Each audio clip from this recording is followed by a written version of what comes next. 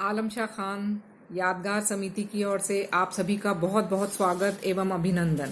आलम शाह खान साहब की 17वीं पुण्यतिथि के अवसर पर हमने इस वेबिनार का आयोजन किया है। आज आलम शाह खान साहब का कथा संसार बहुत ही ज्यादा प्रासंगिक हो उठा है।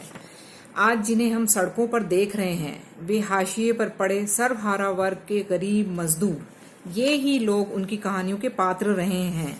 ये वो लोग हैं जिनके बारे में हमने कभी सोचा ही नहीं। ऐसा लगता है कि उनकी कहानियों के ये पात्र जीवित होकर आज सड़कों पर आ गए हैं। इस वेबिनार में जुड़ने के लिए आप सभी का बहुत बहुत शुक्रिया, धन्यवाद। आलम शाह खान साहब ने कहानी की बात पीड़ा के पिरामिड में ये बताया कि वे कब कब अपनी कलम उठाते हैं लिखने के लिए। उन्होंने लिखा है, अदना और उपेक्षित जन ही शासन, विधान और न्याय के त्रिभुज के आधार बिंदु हैं, और जब जब शासन निरंकुश होता है, विधान मारक बनता है, न्याय उन्हें कम तोलता है और आधार पर असहनीय बोझ बढ़ता है, तब ही ये आधार बिंदु कसमसाने लगते हैं। नतीजा में सत्ता के सांचे बिगड़ने लगते हैं, उनका ढांचा चरमराने लगता है। सत्ता साधक और नीति नियामक तथा कथित कल्याणकारी योजनाओं के जुगत जोड़कर सभी कवि धर्म, संप्रदाय, जात पात, भाषा, संस्कृति, परंपरा, पुनरुत्थान, स्मृति, पुराण की पैतरेबाजी दिखाकर जो जैसा है उसे वैसा ही बनाए रखने के लिए अपनी शीर्ष स्थिति को साधे रखने की तिकड़म भिड़ाते हैं। उधर आधार के रूप में इस्तेमाल होता हुआ जनबल विचलित होकर उसे नीचे लाने के लिए राड़ मारता है, संघर्ष करता है। यों शीर्ष स्थिति से नीचे खिसकने से सत्ता पुत्र और सत्ता के पहरुए गुरेज करेंगे और सत्ता के आधार या व्यवस्था के घटक बिंदु उसे नीचे ढरकाने के लिए करवट लेंगे। नतीजे में एक लड़ाई संघर्ष की स्थिति सामने आएगी ही आएगी। इसी परिस्थिति में, लड़ने के इसी मूड में तन कर सामने आने वाले अपने पात्रों से मैं पहचान करता हूँ। उन्हें जीता जागता, उठता उठाता, मारता हारता देखता हूँ और बेहद लंबी लड़ाई के लिए उन्हें साधे गए उनके हौसले, हथियार और हिम्मत हिये की कराल कमाल को, समूचे परिवेश के आग्रह विग्रह को उन्हीं की बोली और मुहावरे में कहने के लिए कलम उठाता हूँ। उनके द्वारा लिखी गई ये पंक्तियाँ आज हम सच होते हुए देख रहे हैं। उनका कहानी संग्रह कथा यात्रा मेरे लिए एक तीर्थ है। कहानी कैसे लिखी जानी चाहिए यह मैंने कथा यात्रा से सीखा है। श्री दुर्गा शंकर पालीवाल जी हमारे साथ हैं। उन्होंने सिविल इंजीनियरिंग करने के बाद सरकारी नौकरी ज्वाइन की, लेकिन यह उनको रास नहीं आई और उन्होंने सरकारी नौकरी छोड़कर अपना पूरा जीवन समाज सेवा के लिए लगा दिया। ये उसका लास्ट पैराग्राफ पढ़ना चाहता था। व्यक्तिगत रूप से कई सारे अनुभव है, बहुत सारे लोगों ने उनके बारे में बात कही है और हिमांशु जी ने बहुत अच्छे से एक लेखक की कथा यात्रा के बारे में सुबह बताया। मैं ये पैराग्राफ उनका जो अपनी बात है उसमें से पढ़ रहा हूँ। जी। मैं महात्मा गांधी का तो अनुयायी हो सकता हूँ, पर उनके बंदरों का अनुसरण नहीं कर सकता। बुराई को अनदेखा कर जाने से बुराई खत्म नहीं हो जाती, बरकरार रहती है। बुराई को अनसुना कर देने से बुराई चुप नहीं हो जाती, और इसी तरह बुराई को जबान पर न लाने से बुराई गूंगी नहीं हो जाती, गूंजती है सर पर चढ़कर। इसीलिए मैं अपने चारों तरफ फैली व्यवस्था और विधान की बुराई देखता हूँ, परखता हूँ, उसे सुनता और समझता हूँ, फिर अपनी कहानियों के जरिए उसे कहता हूँ, लिखता हूँ, जिसमें अदना आदमी यथास्थिति के घेरे में से निकलकर बुरे लोगों की बुरी बात और बुरी नीयत को समझकर बुराई के खिलाफ एक बड़ी लड़ाई लड़ने के लिए तत्पर हो जाए। अपने पर तोली गई मुसीबत का जवाब पहले तबस्सुम यानी कि मुस्कान से, फिर तमाचे से दे, और फिर भी काम न सदे तो अपने लिए गर्दिश का दिन लेकर उगने वाले फरेबी सूरज को अपने हौसले से हिला दे, रुला दे। शायराना अंदाज में कह लें, हर मुसीबत का दिया तबस्सुम से जवाब, इस तरह गर्दिशे दौरा को रुला दिया मैंने। तो मुझे लगता है कि उनकी पूरी जो बात है इस पैराग्राफ में आ जाती है। और हम अब मैं आमंत्रित करती हूँ प्रोफेसर हेमेंद्र चंडालिया जी को। प्रोफेसर हेमेंद्र चंडालिया जी जनार्दन राय नागर विद्यापीठ में अंग्रेजी के प्रोफेसर हैं। वे राइटर हैं, पोएट हैं और जर्नलिस्ट हैं। उन्होंने हरियाणा सेंट्रल यूनिवर्सिटी में वाइस चांसलर का पद भी संभाला है। प्रोफेसर आलम शाह खान की पुण्यतिथि पर आयोजित इस वेबिनार में उपस्थित आप सभी लोगों का बहुत बहुत साधुवाद। आज हम सभी लोग खान साहब के कृतित्व और व्यक्तित्व को याद कर रहे हैं। वे एक ऐसे रचनाकार थे जिन्होंने अपने आसपास की दुनिया को बहुत करीबी से देखा और जीवन के यथार्थ को अपनी कहानियों में चित्रित किया।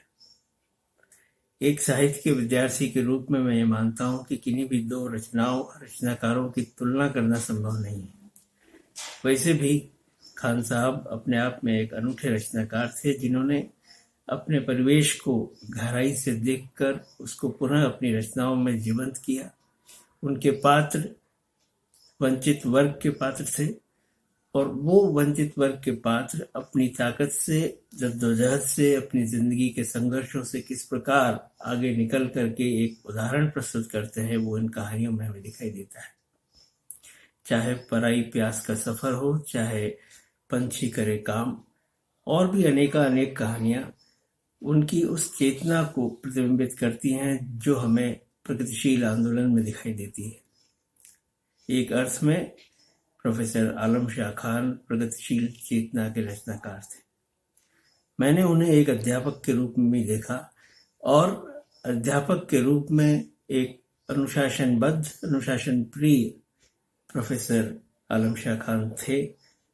विद्यार्थियों के बीच वे अत्यंत लोकप्रिय थे और अधिकांश मैंने उन्हें न्यू कैंपस से अपने घर सुंदरवास पैदल ही आते जाते देखा और इस दौरान वे विद्यार्थियों से हमेशा घिरे रहते थे और उनके साथ जीवन, साहित्य के विभिन्न विषयों पर बात करने में मुझे बहुत आनंद आता था। वे एक फकीरी किस्म के व्यक्ति थे जो किसी दबाव के आगे झुकने वाले व्यक्ति नहीं थे। जहां भी उन्हें लगता था कि सवाल उठाने की जरूरत है, वे सवाल उठाते थे और बिना किसी भय के, बिना किसी संकोच के, बिना यह सोचे कि सामने वाला व्यक्ति कौन है, अगर उन्हें सही लगता था तो वे अपनी बात को बहुत पुख्ता तरीके से कहते थे। उन्होंने अपने जीवन काल में अपने रचना कर्म को लेकर के और सृजन को लेकर के उनके जो विचार थे उस पर एक आलेख लिखा है। बहुत अधिक न कहते हुए मैं उस आलेख की कुछ पंक्तियों के साथ अपनी बात को समाप्त करना चाहता हूँ। वे लिखते हैं,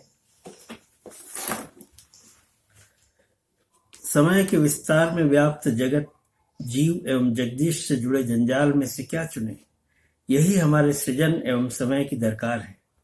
यदि हम वह चुनते हैं जो सबके लिए श्रेय एवं प्रेय है तो हम समय की तुला पर खरे और सही हैं, नहीं तो हमारा सृजन एक झूठ ही तो होगा। जो चेहरे पे है वह अल्फाज पे कहाँ, एक झूठ का इजाफा किया है किताब ने। काल सामान्यतः मान्य आग्रह और लीक से परे सृजन करके ही लेखक सृष्टा या सृजक बनता है, अन्यथा मुर्दा पड़े हैं लफ्ज और किताबों के बियाबान में। इन पंक्तियों को पढ़ने के बाद ये महसूस होता है कि वे सच के बहुत बड़े हिमायती थे और उनका यह रचना कर्म यथार्थ की अभिव्यक्ति था, जिसके माध्यम से उन्होंने न सिर्फ अपने समय को जिया, अपने समय को अभिव्यक्त किया, बल्कि अपने समय से आगे चल करके एक ऐसे साहित्य की रचना की जो अपने काल का एक तरीके से ट्रांसग्रेशन करता है, उससे आगे निकलता है और पूरे विश्व के लिए, आने वाले समय के लिए भी एक सत्य की अभिव्यक्ति करता है। धन्यवाद। साथ कई मेंबर्स जुड़ चुके हैं। मैं देख रही हूँ नेहा, सुधा चौधरी मैडम, दुर्गा प्रसाद सर, शकील खान साहब, बेला अहलावत, हिमांशु पंड्या जी, गोपाल जी गुजरात से, और डॉक्टर गोपाल शर्मा जो कपड़वंज कॉलेज गुजरात में प्राचार्य हैं, आज हमारे बीच मौजूद हैं। सबसे पहले तो बहुत बढ़िया कार्यक्रम ये हुआ। शुक्रिया। दरअसल खान साहब से मैं बहुत जुड़ा रहा हूँ नजदीकी तौर पर, और उनके बारे में जो कुछ भी कहा गया है थोड़ा मैं असहमत हूँ।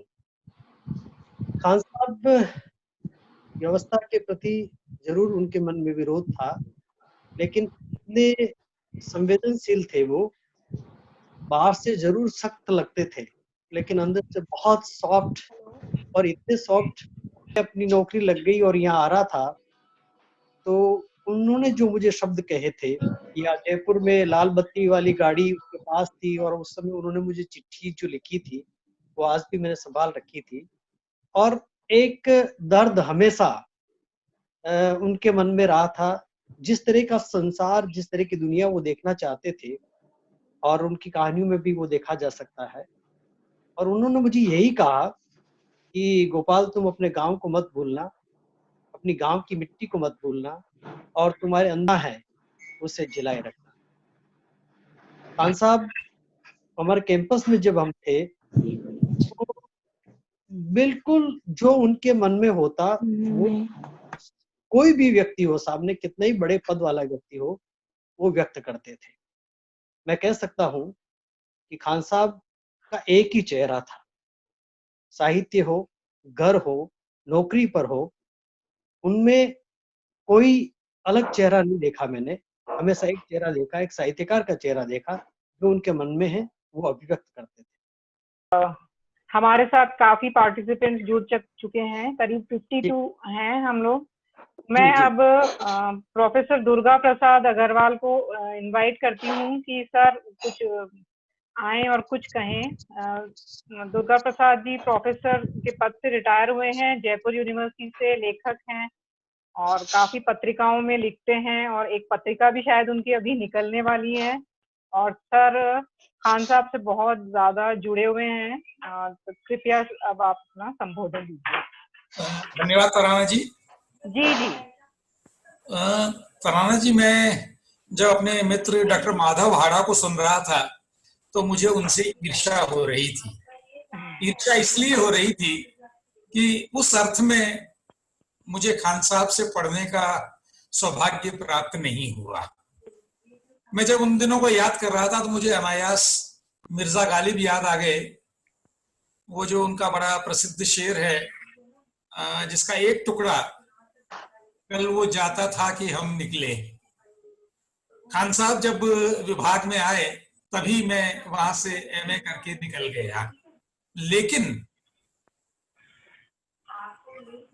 खान साहब ने मुझे हमेशा अपना विद्यार्थी माना और उसी रूप में उनका मैं स्नेह पात्र पूरे जीवन रहा। एक बात को मैं कभी नहीं भूल पाऊंगा, मैं क्योंकि लेक्चरर बनने के बाद 6-7 साल चित्तौड़ रहा और उदयपुर बहुत फ्रीक्वेंटली मेरा आना होता था।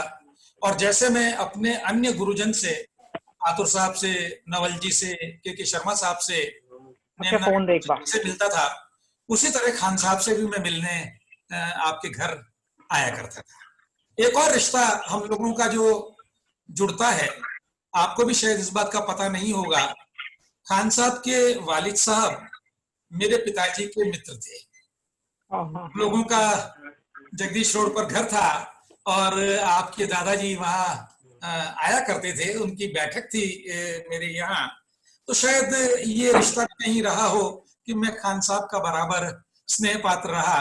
और जब मैं लेक्चरर होकर पहली बार बाहर निकला तो उन्होंने मुझे एक सलाह दी। अब तो मैं रिटायर भी हो गया हूँ, लेकिन वो सलाह मुझे बराबर याद रहती है। उन्होंने कहा, दुर्गा, कभी अपनी क्लास में अपने विद्यार्थियों से ऐसी कोई बात मत कहना जिससे तुम पूरी न करवा सको। इस बात की भी बहुत कृतज्ञता से याद करता हूं कि जब मैं जयपुर आ गया था संयुक्त निदेशक बनकर, और आदरणीय खान साहब उन दिनों मानवाधिकार आयोग के सदस्य थे, इतना बड़ा पद था वो, इस बात को सभी लोग जानते हैं। तो खान साहब अपने विद्यार्थियों का कितना ध्यान रखते थे, ये बात मुझे आज याद आ रही है कि उन्हें जब ये पता लगा कि मैं वहां आया हूं तो अपनी अस्वस्थता के बावजूद वे ट्रांजिट हॉस्टल में मेरे उस छोटे से फ्लैट पर आए। एक सीढ़ी चढ़ना उनके लिए तब कष्टदायक था, लेकिन आकर उन्होंने अपना आशीर्वाद दिया। तो एक व्यक्ति के रूप में तो ये बात मुझे हमेशा याद रहती है, अपने गुरु की ये विशेषता और विद्यार्थियों के प्रति प्रेम। लेकिन जहां तक उनके कहानीकार का सवाल है, सुबह के सत्र में हिमांशु ने बहुत अच्छी तरह से उनकी कहानियों का विश्लेषण किया था। मैं दो छोटी छोटी बातें उनके एक साक्षात्कार में से आपके सामने रखना चाहता हूं। खान साहब के लेखन की जो बड़ी बात है वो ये कि एक लंबे काल के बावजूद उन्होंने थोक के भाव कहानियां नहीं लिखी। भगवतीलाल व्यास को दिए हुए अपने एक इंटरव्यू में उन्होंने बड़ी अच्छी बात कही है। वे कहते हैं, मैं उद्धृत कर रहा हूं उन्हें, देखिए मैं एक बहुत चूजी लेखक हूं, अगर लेखक हूं तो, और संख्या के लिहाज से 60 साल की उम्र में मैंने इतनी ही कहानियां लिखी हैं, कुछ कम ज्यादा हो सकती हैं। संपादक मित्र मुझसे आग्रह पूर्वक कहानियां चाहते हैं और मैं वैसा नहीं कर पाता। इसका महज एक कारण है कि मैं जब तक एकदम नया और यहाँ तक कि अविस्मृतकारी कथ्य अपने मन मस्तिष्क में रचा बसाकर उस अनुभूत को संवेदना के स्तर पर जीता हुआ उसी के अनुरूप भाषा बोली के आग्रह से अपने आप को समृद्ध नहीं कर लेता, फोटो नहीं आ रहा तब तक मैं नहीं लिखता। और फिर उन्होंने कमलेश्वर के साथ का अपना एक संस्मरण दिया है। वो संस्मरण जिन लोगों को नहीं पता है उनके लिए वो बहुत रोचक होगा उसे जानना।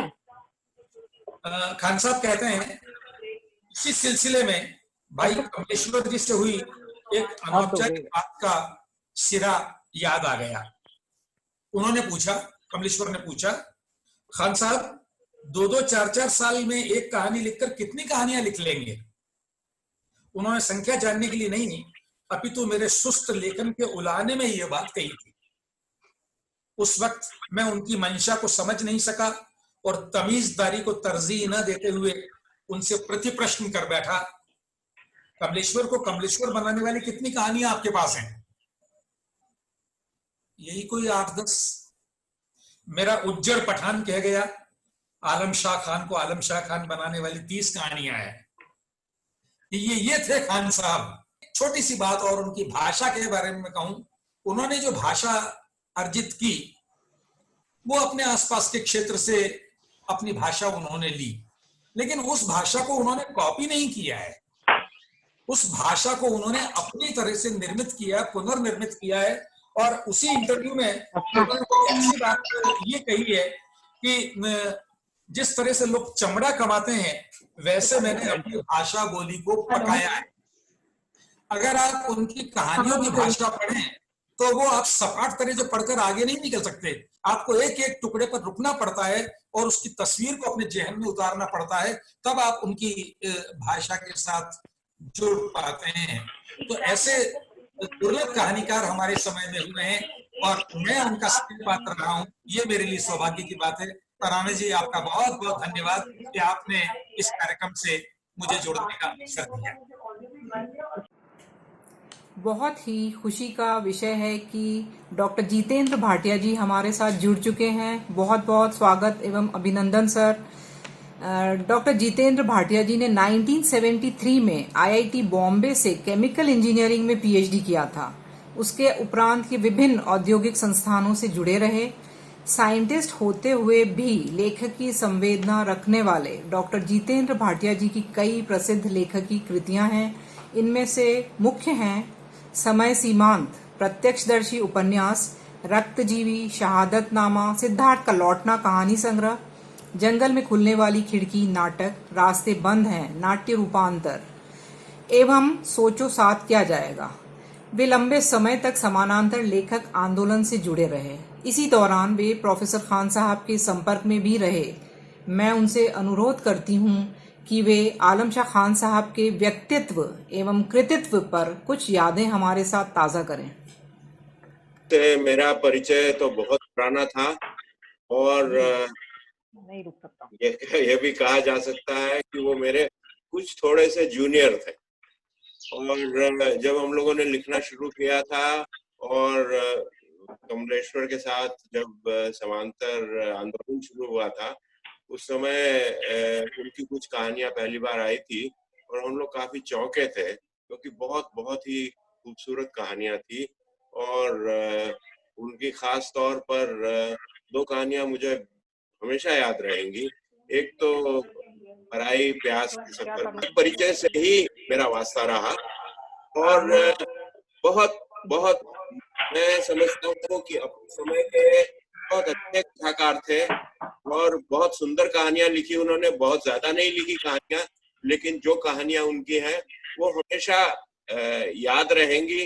और जब भी वो मिलते थे समांतर के कार्यक्रमों में, दूसरे आयोजनों वगैरह में, तो उनकी आदत थी ज्यादा अपने बारे में नहीं बोलते थे, और मुझे ये चीज पसंद थी और मेरे स्वभाव से भी थोड़ा सा वो मेल खाती है चीज, तो इसलिए हमारी दोस्ती अच्छी रही और हम लोग काफी समय तक एक दूसरे की कहानियां बांटते रहे, उनके बारे में बातचीत करते रहे।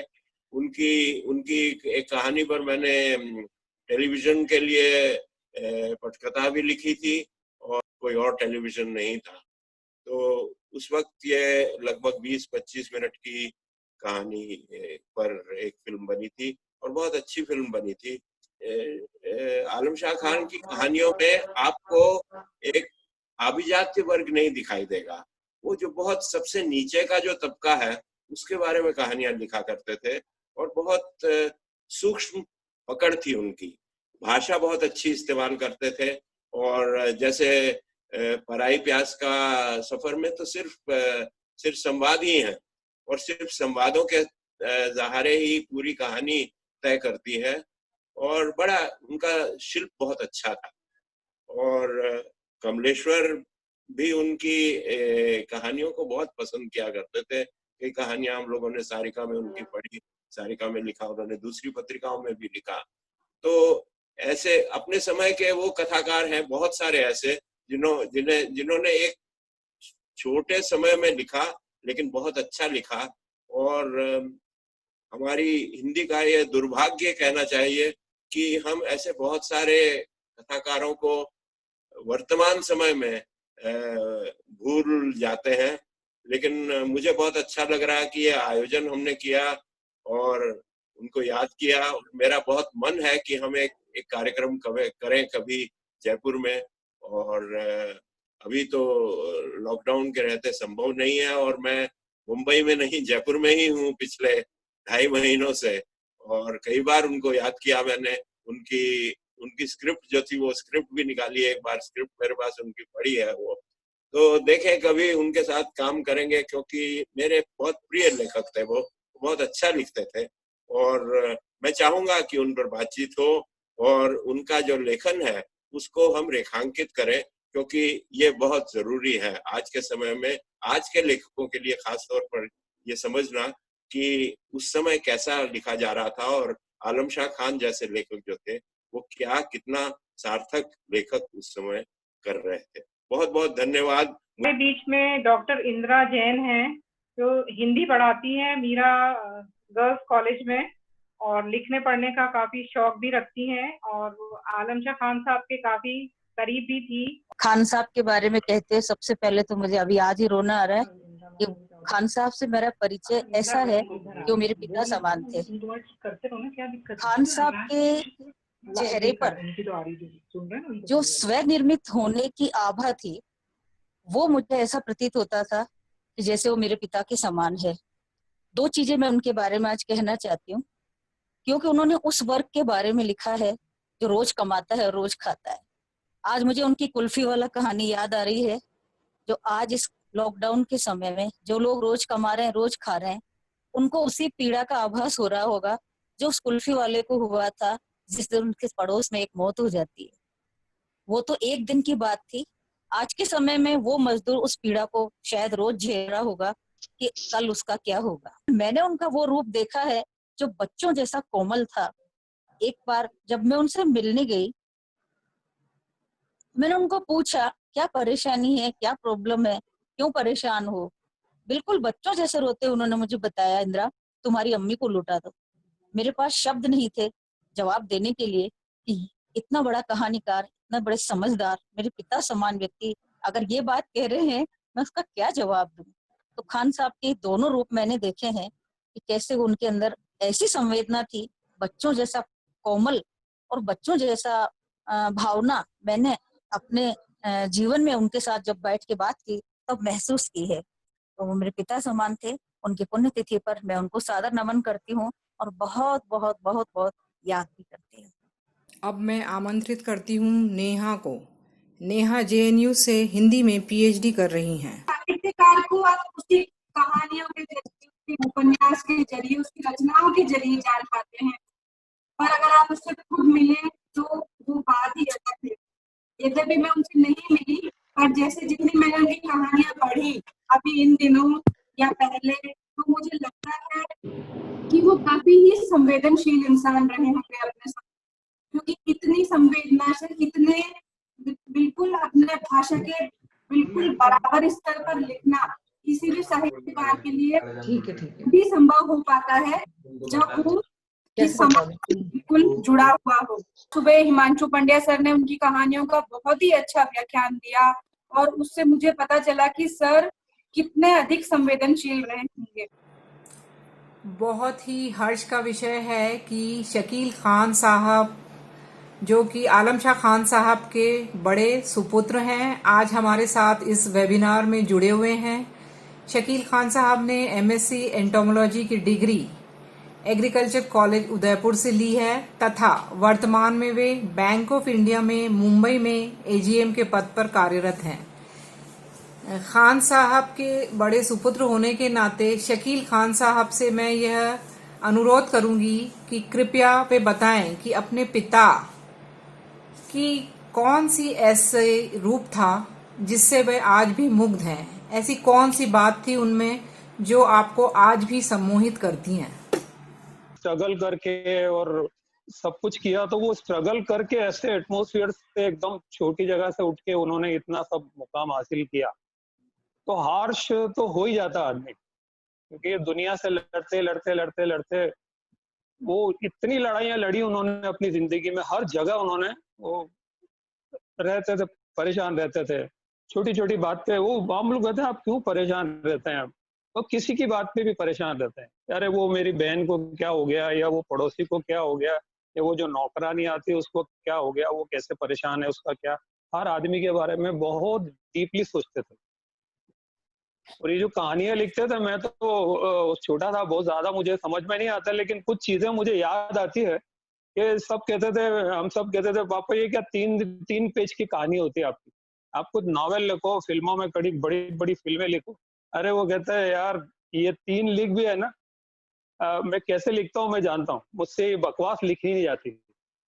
प्रभु अंकल साथ शायद बैठे होंगे, सुन रहे होंगे, इतनी खूबसूरत उनकी हैंड राइटिंग थी। प्रभु अंकल मोस्टली उनकी कहानियां कॉपी करते थे, उस जमाने में टाइप वगैरह नहीं होता था, तो प्रभु अंकल इतना फेयर करके कोई कहानी लाके देते, सर ये कहानी है। अब वो बड़े हिचकिचाते थे कि इतना अच्छा इन्होंने लिखा है, फिर कहते हैं नहीं प्रभु इसको चेंज करना पड़ेगा, तो फिर उसको चेंज। और प्रभु अंकल इतने कूल और इतने वो कि ठीक है सर मैं कर देता हूँ। फिर लाए 2-3 दिन के बाद फिर वो स्टोरी आई, फिर चेंज किया। वो प्रभु अंकल की इतनी अच्छी राइटिंग में फिर वो नई से चेंज किया। तो ऐसा वो करते थे, उनको अपना लिखे हुए में ही वो 50 बार सोचते थे, तो जो निकल के आता था 2-3 पेज जीस, तो वाकई वो सब यादगारी हो गई बिल्कुल। उनको एक कहानी है आखिरी खत, वो पेन फ्रेंड्स पे थी। हाँ, वो मुझे सबसे ज्यादा पसंद। उनकी क्या नहीं किया उन्होंने, मेरी पेंसिल छील के रखते थे वो कि ये लिखेगा तो शायद इसको डिस्टर्ब होगा। आप लोग बहुत पढ़ते हैं, मुझे बड़ा अच्छा लगा कि इतने सारे लोग अभी भी उनके जाने के इतने साल के बाद भी उनको याद रखे हुए हैं। ये हमारे लिए बहुत बड़ी बात है और आप लोगों का बहुत मैं दिल से शुक्रिया अदा करता हूँ। डॉक्टर मंजू चतुर्वेदी इस वेबिनार में हमारे साथ जुड़ी हुई हैं। डॉक्टर मंजू चतुर्वेदी राजकीय महाविद्यालय में हिंदी पढ़ाती थी तथा वे प्राचार्य के पद से रिटायर हुई हैं। वे एक साहित्यकार भी हैं तथा प्रसिद्ध कवि नंद चतुर्वेदी जी की पुत्री हैं। मैं अपनी बात एक उदाहरण से शुरू करना चाहती हूँ और कुछ भी कहूँ उससे पहले मैं आलम शाह खान साहब की स्मृति को नमन करती हूँ। और मैं ये देख पा रही हूँ कि तराना के स्वर में, उनके भाई के स्वर में जो भावुकता है, उसको मैं अनुभव कर सकती हूँ, क्योंकि इस सारी प्रक्रिया से हम भी गुजरते हैं। और एक बड़ी बात ये कहना चाहती हूँ कि इस नगर का सौभाग्य कि यहाँ आलम शाह खान जैसे बड़े कहानीकार हुए। और एक उदाहरण है कहानीकार और कवि की जुगलबंदी का। कहानीकार प्रोफेसर आलम शाह खान और कवि मेरे पिता नंद चतुर्वेदी जी। नंद चतुर्वेदी जी मेरे पिताजी ने अतीत राग पुस्तक में, जो उनकी संस्मरणों की पुस्तक है, उसमें उन्होंने एक आलम शाह खान साहब पे एक संस्मरण लिखा है और उसका शीर्षक दिया है हिंदी के बड़े कहानीकार। और मैं आलम शाह खान साहब को, मैं न उनकी विद्यार्थी रही और मैंने खान साहब को अपने पिताजी के इस कथन के आलोक में ही पढ़ना और समझना शुरू किया कि वे हिंदी के बड़े कहानीकार हैं। और उनका सम्मान इतना अधिक था कि जब खान साहब पिताजी को फोन करते थे कि मैं खान बोल रहा हूँ और आपके घर आ रहा हूँ, पिताजी उनको लेने गेट पे जाते थे और उनको हाथ पकड़ के कभी कभी सीढ़ियां भी चढ़ाते थे, अपने कमरे में लेकर आते थे और उनसे सीधा वो यही संवाद करते थे कि इन दिनों आपने कौन सी नई कहानी लिखी है। और जब खान साहब चले जाते थे उसके बाद वो ये कहते थे कि मैं क्या बात करूं खान साहब की, कि क्या जिज्ञासा है इस आदमी में कि इतनी बीमारियों के उपरांत भी हर बार एक नई कहानी का प्लॉट उनके पास होता है। एक बात और भी जोड़ना चाहती हूँ कि तराना ने उसी रोशनी को पकड़ा है, किस तरह से वो नई से नई प्लॉट पे कहानियां लिख रही है और छप रही है और बराबर अपने पाठकों से, अपने मित्रों से जुड़ती है और हमें कहानी भेज के ये कहती है कि प्रतिक्रिया। तो तराना का अपने पिता की उस परंपरा को आगे बढ़ाना और आगे तक ले जाना, ये भी एक बहुत बड़ी बात है। और आज यद्यपि अवसर पुण्यतिथि का है, लेकिन कहते हैं ना कि लेखक कभी मरता नहीं है, तो वही बात मैं खान साहब के संदर्भ में आज सुन पा रही हूँ और समझ पा रही हूँ। तब जबकि आज उनकी 17वीं पुण्यतिथि है, हम सब उन्हें इतनी आत्मीयता से याद कर रहे हैं और हमारी आत्मीयता धीरे धीरे हमारी सामाजिक प्रतिबद्धता की तरफ बढ़ती है और उस सामाजिक प्रतिबद्धता को जोड़ने का काम किया है आलम शाह खान साहब की कहानियों ने। मैं इतना आश्चर्य करती हूँ इस बात पर कि जिस देश में संविधान है, मानवाधिकार आयोग है, उस ऐसे देश में आलम शाह खान को एक कहानी लिखनी पड़ती है, भूखे फरिश्ते खुशबू की दावत। ये समझने की बात है कि किस तरह से उन्होंने किस जिजीविषा के साथ, किस अनुभूति और किस अनुभव के साथ और कहाँ, किन बस्तियों में जाकर, किन जगहों पर जाकर एक ऐसा कहानीकार जो लोगों के बीच चला जाए, जो स्थानीय भाषा को बचाने की पूरी जद्दोजहद करे और एक ऐसा कहानीकार जो निजी अनुरक्ति में रहता ही नहीं है। उनकी पहली शर्त यही है कि हमें सामाजिक प्रतिबद्धता को सृजनशीलता से जोड़ना है। बहुत सी कहानियों के उदाहरण हम ऐसे दे सकते हैं जहां हमें ये पता चलता है कि खान साहब वंचितों के, मजलूमों के ऐसे वर्ग के पहरेदार हैं जो जीवन में निरंतर संघर्ष करते हैं। और पाठक का क्या हाल होता है, मैंने जब भूखे फरिश्ते और खुशबू की दावत कहानी पढ़ना शुरू किया, मैं आपको सही बताती हूँ कि मैं एक सिटिंग में उस पूरे तनाव को नहीं झेल पाई और एक बार को मुझे उस किताब को बंद करके रखना पड़ा। लेकिन मैं और कोई दूसरा काम भी नहीं कर पाई क्योंकि मैं उस तनाव से न जाने क्यों मुक्त नहीं होना चाह रही थी। मैं उस तनाव को जो कहानी के मध्य तक आकर इतना सघन हो जाता है कि आप कुछ और सोच ही नहीं सकते। और धीरे धीरे वो कहानी जब अंत पर आती है तो पाठक के मन में क्रोध भी है, आक्रोश भी है कि ये कैसा समाज है जहां सरकार है लेकिन सुनने वाला कोई नहीं है, जहां पर सारे नियम कायदे हैं लेकिन मानने वाला कोई नहीं है। और तब ये स्थिति बनती है कि हमारे मन में धीरे धीरे हमारे मन का आक्रोश दुख में बदलता है और दुख करुणा में बदल जाती है। और यही आलम शाह खान की कहानियों का अंततः संदेश है कि वे पाठकों को करुणा तक पहुंचाते हैं। धन्यवाद।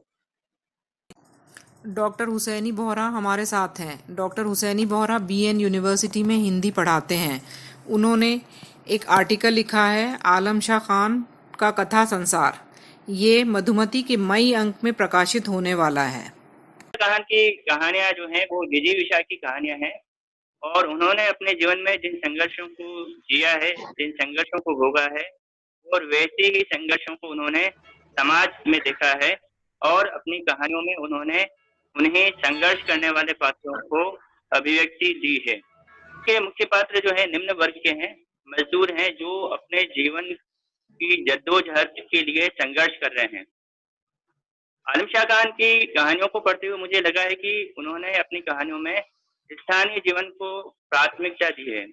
ये एक रचनाकार की अपनी एक जरूरत भी होती है और चूंकि वह परिवेश उसका अपना होता है और जो परिवेश उसका अपना होता है, उस परिवेश की तमाम चीजें उसको अंतर मन तक प्रभावित करती हैं। आलम शाह खान साहब के साथ भी यही स्थिति है और उन्होंने राजस्थान के मुख्यतः दक्षिण अंचल का जो परिवेश है, उन स्थानीय परिवेश को उन्होंने अपनी कहानियों में स्थान दिया है। यहाँ के पात्र, उनकी भाषा, उनकी बोली, उनका रहन सहन हम उनकी कहानियों में सहज रूप से देख सकते हैं। आलम शाह खान की भाषा पर चर्चा हो चुकी है। आलम शाह खान की भाषा एक बहुत ही परिमार्जित भाषा है। यानी जो स्थानीय भाषा है, स्थानीय भाषा को उन्होंने उस परिवेश को साक्षात करने के लिए उस भाषा का उन्होंने प्रयोग किया है। उनके कहानी में सागड़ी प्रथा का वर्णन है। उनकी कहानियों में यहाँ के प्राकृतिक परिवेश का वर्णन है। उनकी कहानियों में यहाँ के लोगों के जो वेशभूषा है, रहन सहन है, उसका वर्णन है, खान पान का वर्णन है। तो इस तरह आलम शाह खान अपनी कहानियों में स्थानीयता को महत्व देते हुए अपनी कहानियों को प्रामाणिक बनाने की कोशिश करते हैं। आलम शाह खान की कहानियां निश्चित रूप से हमेशा पढ़ी जाने वाली कहानियां हैं और वे कहानियां ऐसी हैं जिनको बार बार पढ़ा जाना चाहिए। लेकिन जरूरत इस बात की है कि हम उनकी कहानियों को पढ़ें और उन कहानियों के बरक्स हम समाज में जो स्थितियां हैं उनको पहचानें और उसको दूर करने के लिए हम प्रयासरत हों, ऐसी मेरी उम्मीद है। और उन कहानियों के माध्यम से आलम शाह खान साहब शायद ऐसा ही कुछ प्रयास करना चाहते हैं। और आज हम आलम शाह खान को इस चर्चा के माध्यम से याद कर रहे हैं, ये बहुत अच्छी बात है और हमेशा अच्छे लेखकों को याद किया जाना चाहिए और उनके साथ उनकी कहानियों पर, उनके व्यक्तित्व पर चर्चा किया जाना चाहिए ताकि हम उनकी कहानियों से, उनके कथा संसार से परिचित हो सकें, रूबरू हो सकें। धन्यवाद। और उससे पहले वो सिविल इंजीनियर रह चुके थे और उसके बाद एमए पीएचडी राजस्थानी में की और उसके साथ साथ उन्होंने आरएएस का एग्जाम भी दिया जो उन्होंने क्लियर करके दिखाया। और नखत्तान जी जैसे मेहनती इंसान मैंने अपनी लाइफ में नहीं देखे हैं। बहुत मेहनत करते थे। आज में जहाँ मैं समझता हूँ अरबी और फारसी का जो उनका कमांड था उस भाषा के ऊपर, मतलब एक तरह से 4 भाषाओं के प्रकांड पंडित थे वो। साहब का भाषा के प्रति और भाषा की परिमार्जन और भाषा का बिल्कुल साफ वर्तनी को लेकर के किसी प्रकार की त्रुटि वो सहन कर ही नहीं सकते थे, ढाल दिया। और अंत में जो एक अनजान सा आदमी है वो जो यहाँ से रेवड़ लेके ट्रक में लेके जाते हैं और वहां जाकर के किसी दंगे का शिकार होकर के वहां फंस जाता है और फिर उस व्यवस्था का शिकार होता है। बहुत गजब की स्थिति बनती है और फिर उसके मन में एक आक्रोश है और केवल वो एक पत्थर उठा करके फेंकने की, बस वो लास्ट में वहां कहानी खत्म होती है। उससे ये जो हमारी व्यवस्था है और जिसके अंदर बिना कोई आदमी किसी अपराध के या अबोधपन के कारण फंस करके उसका शिकार होता है, उसके प्रति क्या आक्रोश होता है वो इस कहानी के अंदर स्पष्ट दिखाया गया है। कहानी का जो परिवेश है वो मैं समझता हूँ उन्होंने कितना अध्ययन किया होगा उस परिवेश का और फिर उन्होंने एक एक चीज को उसके अंदर डाला है। इतनी ही उनकी ठेठ वहां तक जाने वाली भाषा है, वो भाषा भी उतनी ही उनकी परिमार्जित और ठेठ वहां की भाषा को हमारे को बिल्कुल उसी परिवेश के अंदर ले जाती है और वही खड़ा कर देती है कि हम उसी जगह से एक उसी से संबंधित और उस आदमी की पीड़ा को हम अपनी पीड़ा समझ करके आत्मसात हो जाते हैं। ऐसी ऐसी कहानियों के लेखक थे और हमें बड़ा गर्व है कि हम उनके शागिर्द हैं।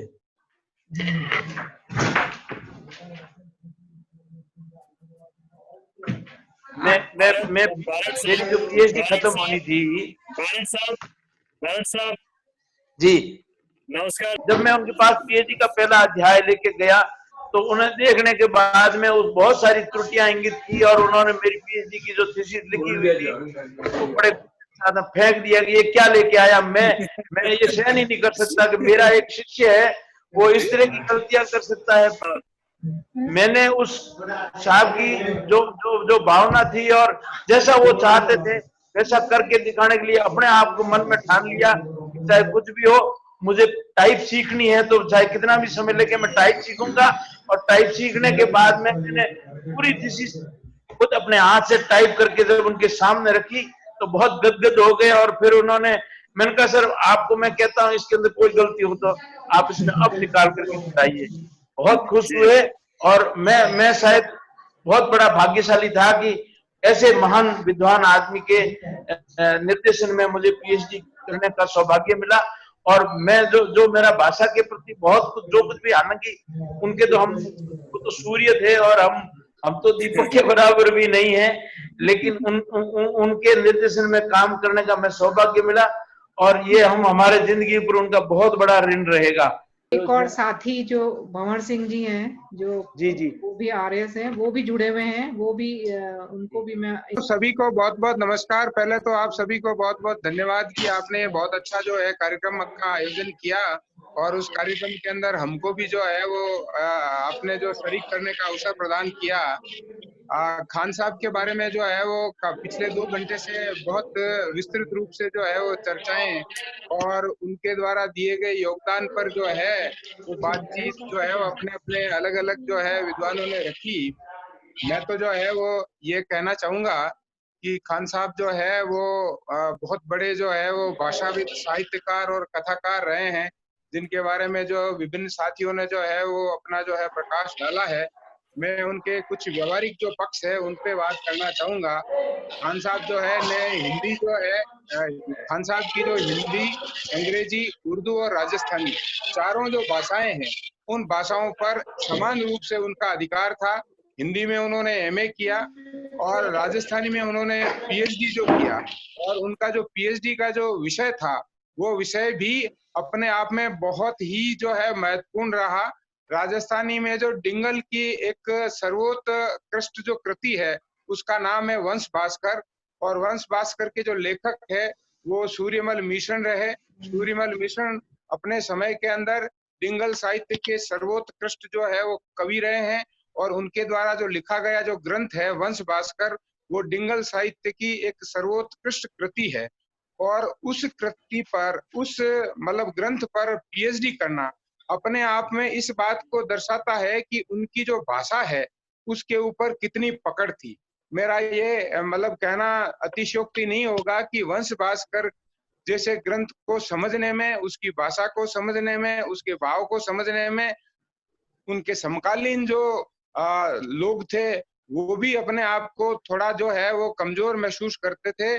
और आज भी वंश भास्कर को समझने के लिए अच्छे अच्छे विद्वान उसको हाथ लगाने में जो है वो अपने आप को जो है वो कहीं न कहीं जो है असहाय से महसूस करते हैं। तो ऐसे जो है व्यक्ति ने ऐसे बड़े ग्रंथ पर, ऐसे कठिन ग्रंथ पर जो पीएचडी करी और उस पीएचडी करने से ही उनकी जो है विद्वता और उनके जो अपनी भाषाई जो है पकड़ है उसके बारे में हमको जानकारी मिलती है। उसके बाद में जो उनकी जो कहानियां हैं और साहित्य के अंदर उनका जो राजस्थानी और हिंदी दोनों ही के ऊपर जो पकड़ और उनकी जो है योगदान है उसके बारे में बहुत विस्तृत रूप से जो है विभिन्न लोगों ने अपने द्वारा जो है प्रकाश डाला है। मैं उनके व्यवहारिक पक्ष के बारे में कुछ आपके साथ शेयर करना चाहूंगा कि मेरे को जब राजस्थानी के अंदर जेआरएफ अवार्ड हुई और खान साहब के पास में जाकर के और मैंने अपना जो पीएचडी का रजिस्ट्रेशन करवाया, और रजिस्ट्रेशन कराने के बाद में मैंने जो है उनसे ये इच्छा जाहिर की कि साहब जो है वो मैं जो है पीएचडी के साथ साथ जो है वो मेरे कुछ कॉम्पिटिटिव एग्जाम्स है, आरएस वगैरह है, पिछली बार मैंने इंटरव्यू दिया था और उसको मैं कंटिन्यू करना चाहता हूँ। तो मैं आपको ये बताना चाहूंगा कि खान साहब ने मुझे बहुत ही स्पष्ट शब्दों में कहा कि बेटे देखो, तुमने राजस्थानी के अंदर एमए किया है, राजस्थानी में तुमको जेआरएफ मिली है, राजस्थानी में तुम पीएचडी करने जा रहे हो। वर्तमान में राजस्थानी जो विषय है वो एक जोधपुर विश्वविद्यालय में, एक उदयपुर विश्वविद्यालय में, कॉलेज एजुकेशन के अंदर भी बहुत ही लिमिटेड 1-2 पद जो है वो स्वीकृत है। स्कूल एजुकेशन में भी अभी इसको पढ़ाया जाना प्रारंभ नहीं किया गया है। ऐसी स्थिति में जो विषय है उसका जो आगे जो फ्यूचर है वो थोड़ा सा जो है वो अभी स्पष्ट नहीं है। ऐसी स्थिति में तुम अगर समानांतर रूप में अपनी प्रतियोगी परीक्षाएं देते हो तो ये बहुत अच्छा रहेगा, इसके अंदर नौकरी प्राप्त कर पाओगे। और साथ में उन्होंने मुझे ये भी कहा कि मेरा मतलब प्रोफेसर खान का कोई भी विद्यार्थी इधर उधर जो है नौकरी के लिए धक्के खाता फिरे, ये मेरे को बिल्कुल ही पसंद नहीं है। इसलिए आप अपनी जो है वो जॉब को पहले सिक्योर करिए और जॉब को सिक्योर करने के साथ साथ में आप अपनी पीएचडी कंटिन्यू करें। तो मैं जैसे भाई नखतदान जी ने कहा उसी तरह मैं ये अपने आप को कहने में फक्र महसूस करता हूँ कि मैं आज वर्तमान में राजस्थान प्रशासनिक सेवा का अधिकारी हूँ और उस अधिकारी होने का संपूर्ण जो है वो योगदान खान साहब को जाता है। धन्यवाद आपको भी। आप सबके बिना ये कार्यक्रम संभव नहीं था और आप सब आए, इतना जिनको मैंने कहा सब जुड़े और बहुत अच्छी बातें, पुरानी बातें सबने बताई। सब बहुत क्लोज थे खान साहब के। इस बात की मुझे बहुत खुशी है कि हमारा सबका एक बहुत बड़ा परिवार है जिसको उन्होंने जोड़ के रख रखा है। अब मैं हेमेंद्र पानेरी जी को आमंत्रित करती हूँ। डॉक्टर हेमेंद्र पानेरी, इन्होंने खान साहब की कहानियों पर अपना पीएचडी रिसर्च की है और एक्सपर्ट हैं ये सब्जेक्ट के। हेमेंद्र पानेरी जी, आप अब आइए। और अपने विषय के ऊपर आता हूँ मैं। विषय के ऊपर हालांकि सभी लोगों ने बहुत अच्छे अच्छे अपने विचार प्रकट किए, लेकिन आज मैं खान साहब के एक विशेष के ऊपर जो 1994 में 1994 में जैसे अभी बारट साहब ने जिक्र भी किया था उसी का, मैं उसी के ऊपर अपनी चर्चा करूंगा कि उनके 5वां कहानी संग्रह सासों का रेवड़ ये 1994 में प्रकाशित हुआ था। इस कहानी संग्रह में कुल 12 कहानियां हैं। ये कहानियां कहीं ना कहीं आपको अंदर तक झकझोर देगी। यकीन मानिए मेरी बात को, यदि आप पढ़ेंगे ना और वर्तमान परिस्थितियों के साथ में यदि आप इसको देखेंगे कहीं ना कहीं किसी नजर से देखिएगा, एक नजरिया जरूर आप है ना, नजरिया आप अपना मत रखना, नजरिया आप खान साहब का जरूर रखना, तो आपको ये कहानी कहीं ना कहीं हकीकत वास्तविकता का बयान करती हुई नजर आएगी। तो इस कहानी संग्रह में कुल 12 कहानियां हैं। खून खेती, जूतों का कफन, लोहे का खून, मौत का मजहब, भूखे फरिश्ते, खुशबू की दावत, तिनके का तूफान, सांसों का रेवड़, अबला जीवन का गणित, पग बाधा, फूल की मंजिल, आंसुओं का अनुवाद, रुको राधिका, ये इनकी प्रमुख उस कहानी संग्रह में जो कहानियां थी, ये कहानियों के नाम मैंने आपको बताए। इन्होंने निम्न वर्ग की आर्थिक परेशानियों को सूक्ष्म रूप से व्यक्त किया है, जिसे हम आज भी महसूस कर रहे हैं कि आज हमारा निम्न वर्ग किन परेशानियों को महसूस कर रहा है। वो खान साहब ने कितने समय पहले लिख लिया था ये चीजों को। जिनके तन की भूख की शांत करने में असमर्थ पात्र, तन की भूख, शारीरिक भूख की सूक्ष्म व्यक्त किया है, भूख की शांत करने में असमर्थ सारे के सारे पात्र जो थे, अपने शरीर की भूख भी नहीं मिटा पाने वाले जो पात्र थे, उन्हीं को अपने जीवन को कोसते हैं कि क्यों हमने जीवन लिया। आज तक आपने नहीं सुना होगा किसी व्यक्ति ने जीवन लेने के बाद में अपने जीवन को कोसा, लेकिन यहाँ पर पात्र अपने जीवन को कोसते हुए नजर आ रहे हैं। आधुनिक समस्या का यथार्थ को और आधुनिक मनुष्य की संवेदनात्मक प्रतिक्रिया और उसके अंतर्गत घटित होने वाली बृहत्तर भावनात्मक क्रांति को इस कहानी संग्रह में उभारा गया है। ये बिल्कुल वास्तविक, मैं सत्य से आपको रूबरू करा रहा हूं। आज इस कार्यक्रम के बाद में जरूर मेरी ये उम्मीद रहेगी कि कहीं ना कहीं किसी न किसी रूप में खान साहब की कहानियों को हम जरूर एक बार पुनः टटोले, पढ़ने का हम समय निकालें। समय के विकास और मूल्यगत संक्रमण में आए परिवर्तन का मनुष्य के जीवन पर जो प्रभाव पड़ा है उसका यथार्थ वर्णन कहानी खून खेती में देखा जा सकता है। खून खेती देखिएगा, खून खेती कहानी का शीर्षक ही आपको झकझोर देने वाला है कि खून की खेती कैसे हो सकती है। कि कहानी खान साहब ने विज्ञान विषय के विद्यार्थियों के प्रायोगिक परीक्षण की मजबूरी तथा साथ ही झाड़ू बनाने वाली बागरिया जाति की निम्न आर्थिक समस्या की ओर इशारा किया। यह लोग सड़क के किनारे बैठ झाड़ू बेचकर अपना जीवन यापन करते हैं, तब कुछ विज्ञान के विद्यार्थी अपने प्रायोगिक कार्यों हेतु उनसे जुए मांगते हैं कि प्रैक्टिकल वर्क उनको करना है और प्रैक्टिकल काम के लिए वो बागरिया जाति के लोगों से उनके सर की जुए मांगते हैं। तो बाल को लेकर उन औरतों का आपस में ही झगड़ा हो जाता है, क्योंकि ये लोग अपने सिर का खून पिलाकर उन्हें बड़ा करते हैं। शायद शीर्षक समझ में आ गया होगा कि खून की खेती। तो दूसरे दिन कॉलेज में शपथ ग्रहण समारोह के बाहर उसी जाति के बालक, दूसरे दिन शपथ ग्रहण समारोह हो रहा है कॉलेज में, और वही उसी जाति के बच्चे अपने जुए कॉलेज के बाहर बेचते हुए कहते हैं कि खून की खेती से भोजन की व्यवस्था हो जाए तो बेहतर है। देखिए कितनी संवेदनात्मक सूक्ष्म संवेदना इसके अंदर। खान साहब ने किस स्तर पर उन लोगों की मजबूरियों को देखा होगा, तब जाकर के इन्हें शब्दों में पिरो करके कहानी का रूप दिया होगा। इस वर्ग विशेष के जीवन को लेखक ने अत्यंत सूक्ष्म रूप से अवलोकन कर उनकी स्थिति को स्पष्ट किया। यह उनकी कहानी थी खून खेती। दूसरी कहानी है जूतों का कफन।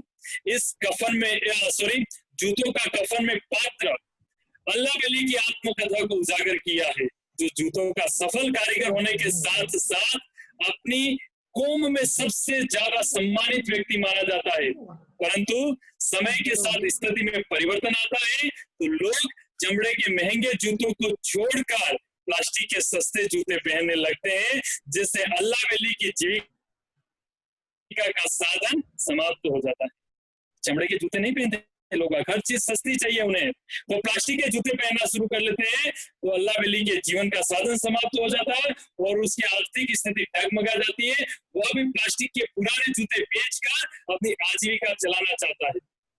परंतु समाज के लोग उसे हीन दृष्टि से देखते हैं। उसकी बेटी का विवाह टूट जाता है, परंतु फिर भी अल्लाह वली अपने परिवार के लिए प्लास्टिक के पुराने जूतों का व्यापार करता है। इसी बीच एक दिन वह उन प्लास्टिक के जूते जो उसका व्यवसाय था, और वही जूते उसके लिए कफन बन जाते हैं, क्योंकि वे उसे पूरी जीविका नहीं दे पाते हैं, सो वह जिंदा रहकर भी मर जाता है। कुछ भी कह लो।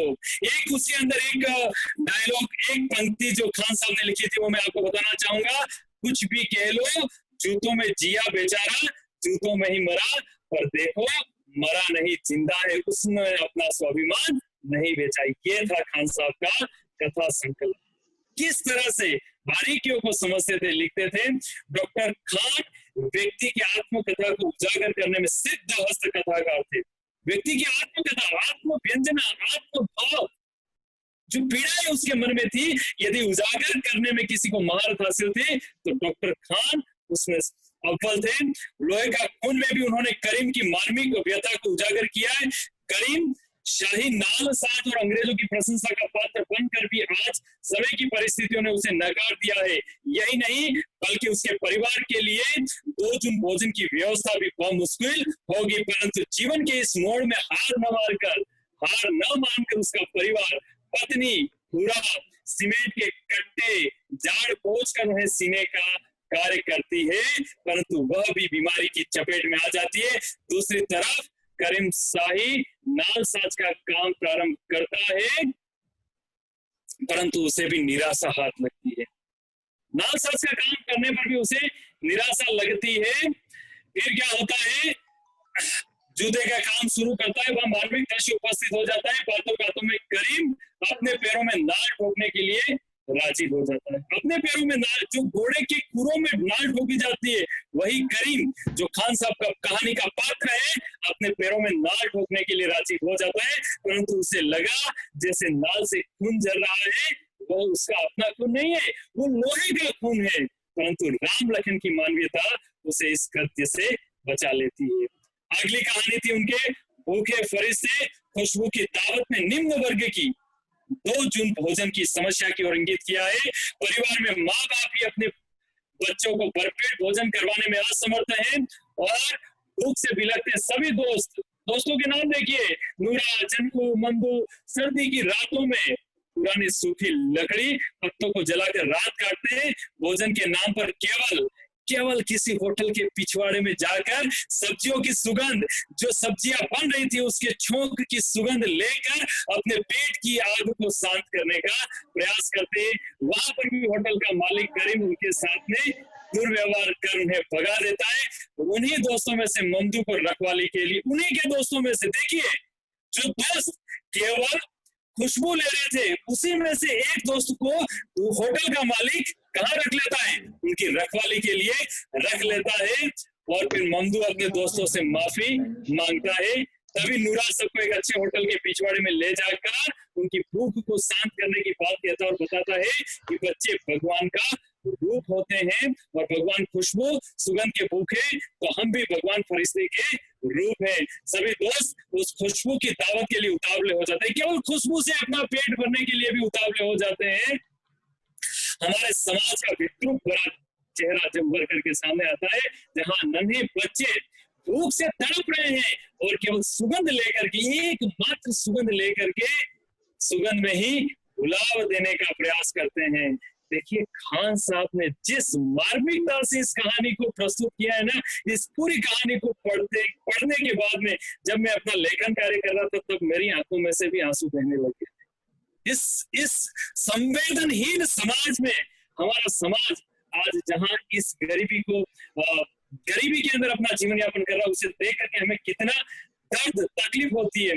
तो खान साहब को मैं दिल से इस बात के लिए प्रणाम करता हूँ कि उन्होंने किस तरह से अपनी कहानियों के अंदर इन बातों को बड़ी ही बारीकी के साथ में प्रस्तुत किया था। मैं थोड़ा सा और समय लूंगा, आप सभी लोगों का साथ चाहूंगा। मैम समय देंगे मुझे? हाँ बोलिए। अब आप इतना ज्यादा भावुक होकर कह रहे हैं कि मैं आपको रोक नहीं सकती। जी जी जी, बहुत बहुत thank you ma'am, thank you ma'am. अगली कहानी है तिनके का तूफान। ये कहानी मैं फिर से आपको कहूंगा कि वास्तव में इनकी कहानियों के पात्र जो चुन चुन करके लिए है ना, शायद आप एक एक पात्र को अलग करके कोशिश भी करेंगे ना, मुझे नहीं लगता है कि हम ढूंढने के बाद भी उन्हें ढूंढ पाएंगे। तिनके का तूफान में एक अर्धविकसित एवं मानसिक रूप से ग्रसित विकलांग पात्र यीशु के जीवन दास्तान के साथ भिखारी बस्ती का जीवन चित्र प्रस्तुत किया है। यीशु को माध्यम बनाकर बस्ती के लोग कमाई करना चाहते हैं। एक मानसिक रूप से विकसित बालक को कमाई का जरिया बनाते हैं। देखिए लोग बाग, ये आज के समाज के लिए अनपिंग नहीं है, बिल्कुल सत्य है ये। तो यीशु को, परंतु जबरा वहां का एक, आज की भाषा में कहूँ तो डॉन था या कुछ भी कह लीजिए, तो जबरा के खौफ से सब डर जाते हैं। जबरा उसे अपने साथ भीख मंगवाने के लिए ले जाता है। तो यीशु कोई चिरोरी नहीं करता, वरन भीख देने वालों पर थूक जाता है, ए माई मुझे पैसे दे दे, ऐसे नहीं करता है यीशु क्या करता है कि जब जबरा उसे ले जाता है तो जो लोग चल रहे थे उनके ऊपर थूक देता है वो। तब जबरा उसे वही छोड़कर अपनी बस्ती में आता है। तब उस बेसहारे पर अभागे को दामली, एक महिला पात्र है, वो सहारा देती है और उसे अपना राजा बनाकर रखती है।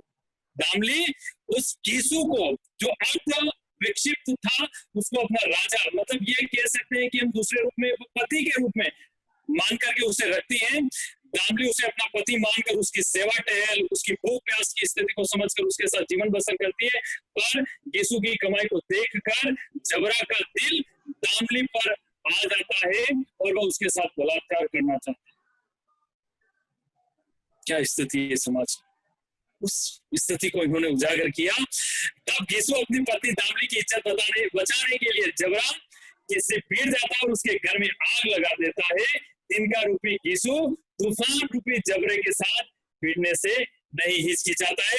जबरा जब चीखता चिल्लाता उसे बच रहा था, पर यीशु था कि उसे पेट पसली में कोहनी घुटने मारे जा रहा था। उसने उसे मार कूट के बेदम कर दिया, पर सांस न ली। हवा रुक गई थी, पर तिनका था कि तूफान उठाए चला जा रहा था। ये थी कहानी तिनके का तूफान। अगली कहानी है सासों का रेवड़। सासों का रेवड़ में जगना की मानविक पीड़ा को उजागर किया है, जो पशुओं के रेवड़ में अपनी सासों का जीवन बिताता है। पशुओं के रेवड़ में अपना जीवन बिताना बहुत बड़ी बात है। यहाँ पर ये उसकी सासों का रेवड़ भी, पशुओं के रेवड़, रेवड़ से झुंड की बात ही चलता है। कारण केवल जगना के शादी करने की चाह में बकरे की बलि न देने के कारण पंचायत की सोची समझी चाल थी कि वह विवाह न कर सके। जगना पर पशुओं की देख रेख का जिम्मा मुनिम ने थोप रखा था, जिसमें पशुओं को उठना बैठाना था।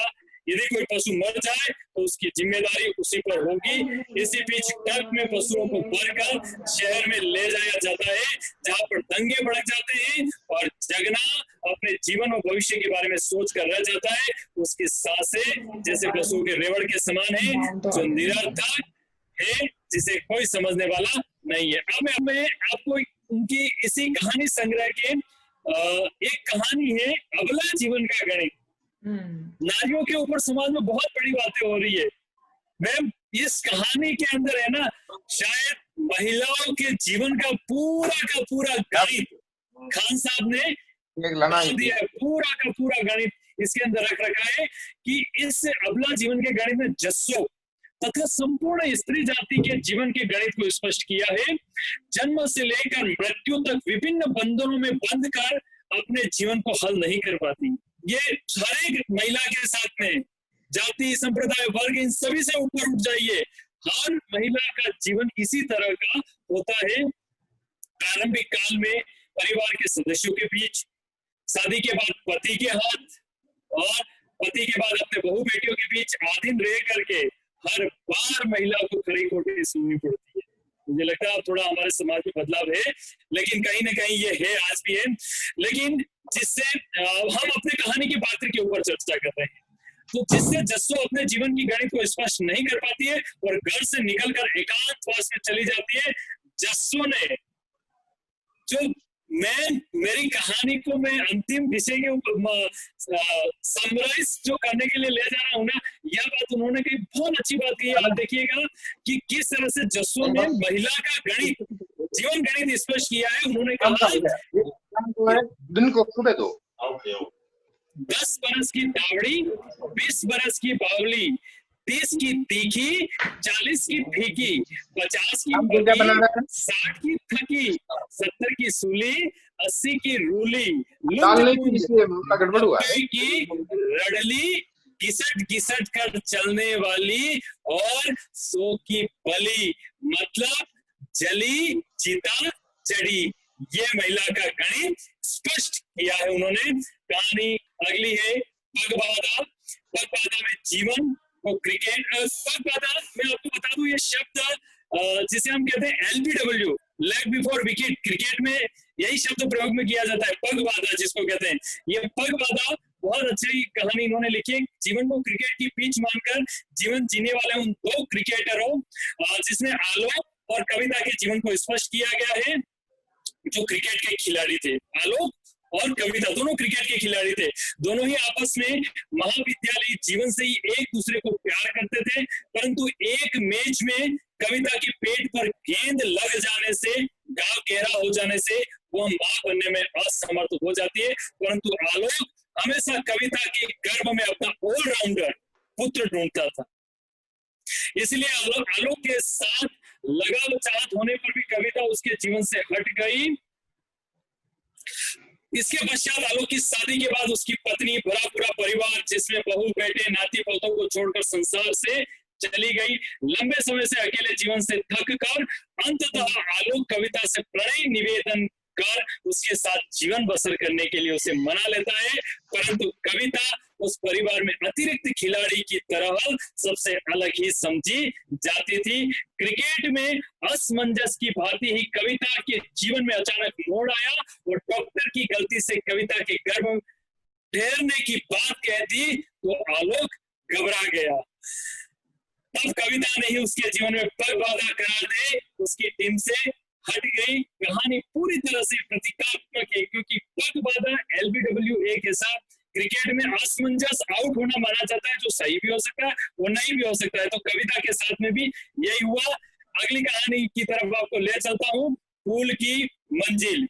इसमें जिस प्रकार एक स्थान से दूसरे स्थान पर मनुष्य को पहुंचाने में मदद करता है फूल, उसी प्रकार कहानी में भी बालिका उमी वह माध्यम है जो सोम व उसकी प्रेमिका अनु के बीच पुल का काम करती है। पुल की तरह जो केवल उन दोनों के लिए जरिया है, जिसमें दोनों एक दूसरे से जुड़े रहे। सोम उसी से केवल इसलिए स्नेह रखता है कि वह अपनी प्रेमिका के मन को जीत सके, इसलिए उमी के प्रत्येक गलत कामों पर पर्दा डालकर उसे स्नेह करता है।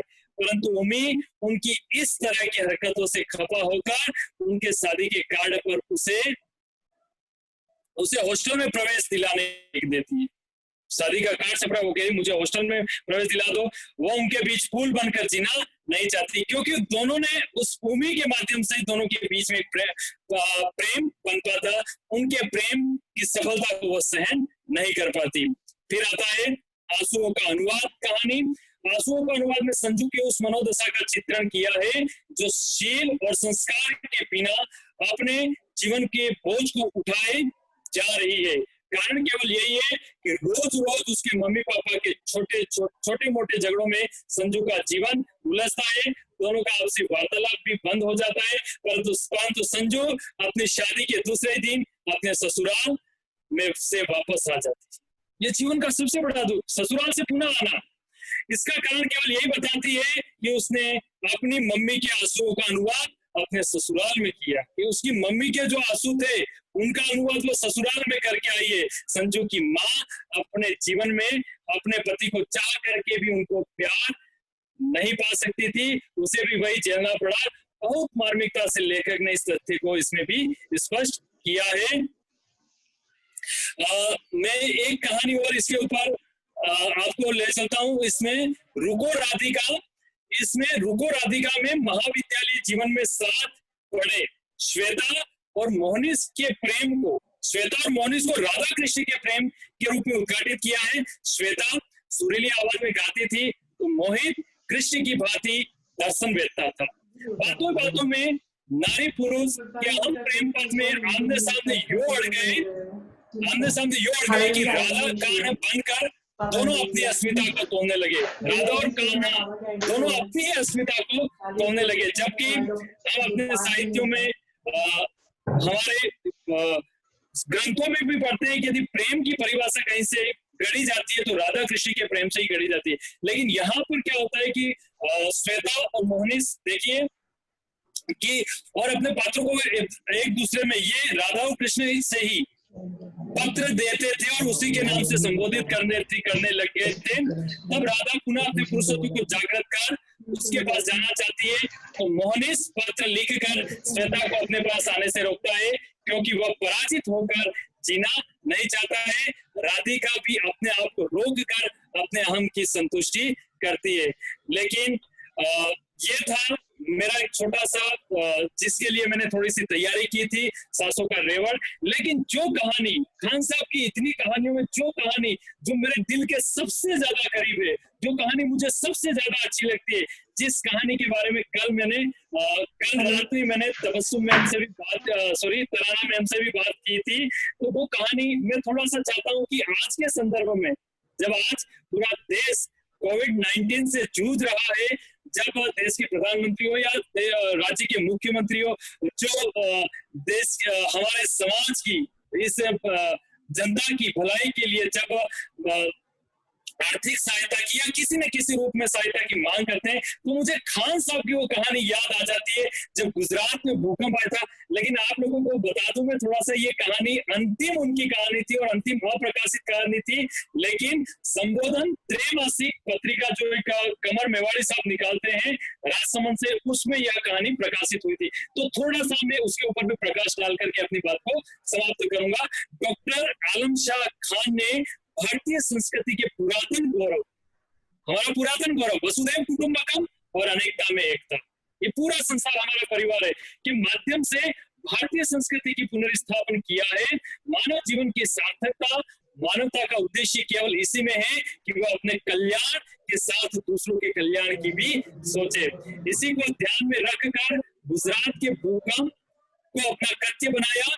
गुजरात की तबाही ने ऐसा कोहराम मचाया कि प्रत्येक भारतीय का दिल दहल उठा और उनकी सहायता के लिए देश के कोने कोने से मदद पहुंचने लगी। पीड़ितों के सहायतार्थ लेखक भी अपनी टीम के साथ शहर की उस बस्ती में, फिर से थोड़ा सा ध्यान दीजिएगा मेरी इन पंक्तियों के अंदर, जो जिस वजह से ये कहानी मुझे अच्छी लगती है ना, उसका कारण मैं अभी स्पष्ट कर रहा हूँ, थोड़ा सा ध्यान दीजिएगा कि इसमें खान साहब ने बताया कि जब अपनी टीम के साथ में पीड़ितों की मदद के लिए जब वो पहुंचे, अपनी टीम के साथ में शहर की उस बस्ती में पहुंचे, आप कल्पना नहीं कर सकते हैं, आप कल्पना नहीं कर सकते कि वो किस जगह पर गए होंगे, कौन सी बस्ती में गए होंगे। खान साहब मतलब यहाँ पर हमारे कथाकार ने जिस तरह से कहानी को रूप दिया है, वो एक ऐसी बस्ती में पहुंचे जहाँ के लोग अपने आप के लिए 2 जून की भोजन की व्यवस्था नहीं कर सकते, वो दूसरों को क्या देंगे। लेकिन परंतु अपने मन में परोपकार की जो भावना संजोए हुए उस भिखारी बस्ती के लोगों के बीच में पहुंचे, तो उन लोगों के मन में जो भाव थे उनको सुनकर वो उनकी सहायता को लेकर लेखक स्वयं उनके सामने नतमस्तक हो जाते हैं। परार्थ के लिए अपने स्वार्थ का परित्याग करके उन्होंने अपनी महानता का परिचय दिया। मेरा भी मन, मैं थोड़ी सी पंक्तियां इसमें बता दूं, मेरा भी मन है कि मैं उन में भी दुखियारों को कुछ तो मदद करूं, पर मेरे पास क्या, हाँ 2 दिन की भीख खर्च कर सर्दी ठंड भगाने की कुछ गोलियां जुटाई थी, सो ले लो, किसी मुसीबत के मारे के काम आएगी। एक कांपता हुआ हाथ कागज में लिपटी 4 टेबलेट के साथ आगे बढ़ा था। इस लघुता में जो महानता है, देश प्रेम का जो भाव है, उसे सहज ही अनुभव किया जा सकता है। आप सब ने मुझे बड़े ही ध्यान से सुना, आप सबको बहुत बहुत बहुत बहुत धन्यवाद। बहुत ही हर्ष का विषय है कि प्रोफेसर माधव हाड़ा साहब आज इस वेबिनार में हमारे साथ जुड़ चुके हैं। बहुत बहुत स्वागत एवं अभिनंदन हाड़ा साहब। प्रोफेसर माधव हाड़ा साहब मोहनलाल सुखाड़िया विश्वविद्यालय में हिंदी के प्रोफेसर के पद से रिटायर होने के उपरांत अभी शिमला में Indian institute of advance studies में फेलो के रूप में कार्यरत हैं। प्रोफेसर हाड़ा साहब की कई कृतियां हैं, इनमें से प्रमुख है मीरा रचना संचयन, कथेत्तर, सीढ़ियां चढ़ता मीडिया, साहित्य और संस्कृति, कविता का पूरा दृश्य, तनी हुई रस्सी पर। इन्हें भारतेंदु हरिश्चंद्र पुरस्कार और देवराज पुरस्कार से भी नवाजा जा चुका है। प्रोफेसर हाड़ा साहब प्रोफेसर खान साहब के शिष्य रह चुके हैं। हाड़ा साहब से निवेदन है कि वे अपने गुरु शिष्य के रिश्ते की कुछ यादें आज हमारे साथ ताजा करें। प्रोफेसर माधव हाड़ा साहब। ये मेरा सौभाग्य भी है। खान साहब अध्यापक बहुत अच्छे थे। अक्सर वे बहुत नियमित रूप से कक्षाओं में आया करते थे और ये वो समय था जब इन अध्यापकों के लिए, खासतौर पर आलम शाह खान, डॉक्टर नवल किशोर, नेमनारायण जोशी, डॉक्टर प्रकाश आतुर, इनके लिए हमारे मन में सम्मान बहुत था। हम दूर दराज के कस्बों से आए थे और पत्रिकाओं के माध्यम से इनको जानते थे। खास तौर पर खान साहब के लिए मेरे मन में बहुत सम्मान था। उस समय की बहुत प्रतिष्ठित पत्रिकाएं, धर्मयुग, हिंदुस्तान, सारिका, इन सब में प्रकाशित होते थे और मेरे लिए एक तरह से वो एक ग्लैमरस व्यक्तित्व थे। तो जब मैं पहली बार गया मोहनलाल सुखाड़िया विश्वविद्यालय तो और उनके कमरे के आगे नेम प्लेट देखी आलम शाह खान, तो मैं बहुत रोमांचित हुआ। पढ़ाते बहुत मनोयोग से थे, बहुत परिश्रम के साथ तैयार करके आते थे और 2 ऐसे विषय जो अब पढ़ाने वाले कम हो गए हैं, डिंगल और राजस्थानी, 2 विषय वे हमको पढ़ाते थे और उनके अध्यापक रूप के मेरे पास कई संस्मरण हैं। थोड़े दबंग थे। खान साहब को की ख्याति अखिल भारतीय थी, उनको सब जानते थे और देश की बहुत बड़ी बड़ी पत्र पत्रिकाओं में प्रकाशित होते थे। मेरे लिए मतलब महत्वपूर्ण ये कि अब खान साहब का मूल्यांकन, उनकी कहानियों का मूल्यांकन अब कैसे होना चाहिए, उनको किस तरह से पढ़ा जाना चाहिए, जैसा समय और समाज है, खासतौर पर जैसा इन दिनों का हमारा साहित्यिक विमर्श है, उसमें हम अब खानों में बांटने लग गए हैं, दलित, स्त्री, मुझे तो बहुत रोचक लगता है विकलांग, इस तरह के कई विमर्श आ गए हैं। मैं सुबह हिमांशु जी से मजाक कर रहा था, जब वे खान साहब की बाल कहानियों पर चर्चा कर रहे थे तो मैंने कहा उनको स्त्री की जगह बाल विमर्श में ले लीजिए। लेकिन खान साहब को इस तरह नहीं पढ़ाया जाना चाहिए, इस तरह पढ़ा भी नहीं जाना चाहिए। खान साहब मतलब एक बहुत एक पूर्ण कहानीकार थे, संपूर्ण कहानीकार थे। और मेरे लिए महत्वपूर्ण यह है कि वो जीवन की उठापटक को, जीवन के सुख दुख को, बारीक जीवन की उठापटक, सुख दुख, भावनाएं, संवेदनाएं और संबंध, इनको बहुत बारीकी से पहचानते भी थे। और सबसे खास बात यह कि बहुत बारीकी के साथ, बहुत बारीक कौशल के साथ व्यक्त भी कर सकते थे, और उन्होंने ये किया। अब ये खान साहब के पात्र कैसे थे, खान साहब के चरित्र कैसे थे, ये महत्वपूर्ण नहीं है। महत्वपूर्ण ये कि जो भी उनके संपर्क में आया, उनके सरोकारों का दायरा जो था वो उनकी कहानियों में दिखाई पड़ता है। खास तौर पर मुझे लगता है कि उनके घर के आसपास की जो सराउंडिंग्स है, जिसको वो बहुत बारीकी से देखते थे, बारीकी से समझते थे, उसको उन्होंने बहुत बारीक से, महत्वपूर्ण मेरे लिए, उसको उन्होंने उसी तरह से व्यक्त भी किया। मुझे स्मरण है एक बार मैं जब एमए का विद्यार्थी था, तब उन्होंने दूसरी तरह की कुछ कहानियां लिखना शुरू करने की कोशिश भी की। मुझे उन्होंने एक कहानी कॉपी करने दी, वो कुछ प्रेम कहानी जैसी थी, लेकिन मुझे नहीं लगा कि बाद में वो कहानी बाद में साप्ताहिक हिंदुस्तान में छपी, लेकिन वो उनकी पहचान से एकदम अलग किस्म की कहानी थी। खान साहब व्यक्तित्व में बहुत, मतलब जैसा कहना चाहिए ना, उनका अपना व्यक्तित्व था अलग। मतलब मुझे लगता है कि थोड़ा एक जो एक दुनिया के प्रति जो एक नाराजगी का, व्यवस्था के प्रति एक नाराजगी का, एक अमर्ष का भाव होता था, वो स्थायी रूप से उनके आचार विचार में शामिल हो गया था। बात करते समय भी अक्सर वे इस तरह की नाराजगी व्यक्त करते थे, और कभी कभी लगता था कि वे अक्सर नाराज रहते थे। ये उनका स्थायी भाव था, कक्षा में भी और बाहर मिलते समय भी। लेकिन वे सराहना भी करते थे, समझ भी करते थे, खासतौर पर हिंदी साहित्य के उस समय के तत्कालीन परिदृश्य पर। मुझे स्मरण है, मैं कुछ लिखने पढ़ने लगा था, तो एक दिन कॉरिडोर में मिला, मुझे कहा कि तुम्हारा लिखने पड़ा, और आजकल आलोचक होने में जाता क्या है, 4 शब्द सीखो, प्रतिमान, और इस तरह के कोई 4 शब्द सीख लो और उनको एक दूसरे रिपीट करते रहो, थोड़े दिनों में तुम आलोचक हो जाओगे माधव। लेकिन मैंने खान साहब से बहुत सीखा, अद्भुत थे। जैसे विद्यार्थियों के साथ उनका व्यवहार बहुत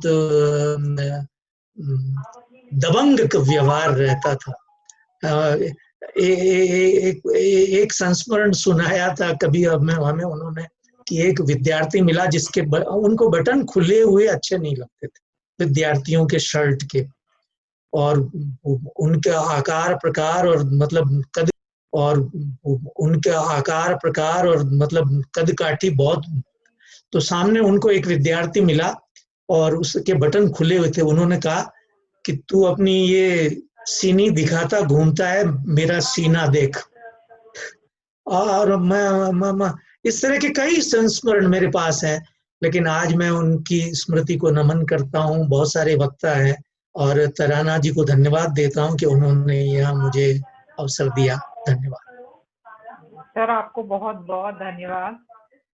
हमारे बहुत हर्ष और प्रसन्नता का विषय है कि प्रोफेसर सुधा चौधरी भी हमारे साथ जुड़ चुकी हैं इस वेबिनार में। बहुत बहुत स्वागत एवं अभिनंदन प्रोफेसर सुधा चौधरी।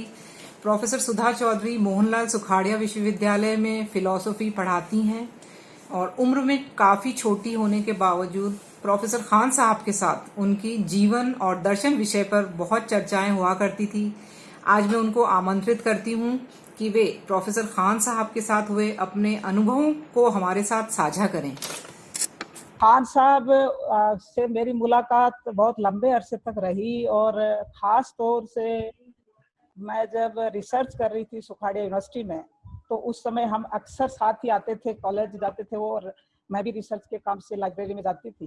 तो वो 3-4 चीज़ें मुझे हमेशा कहते थे, क्योंकि मैं पड़ोसन भी थी उनकी।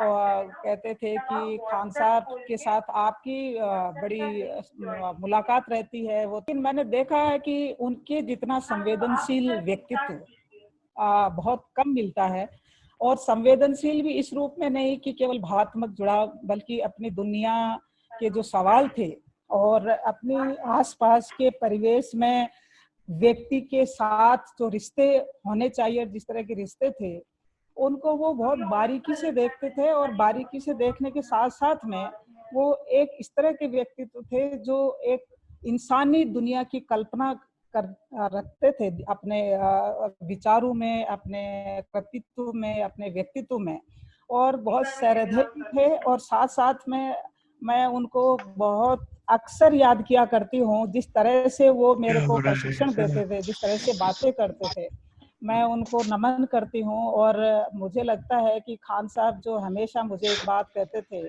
कि लेक्चरर बनने का मतलब पढ़ाई छोड़ना नहीं है।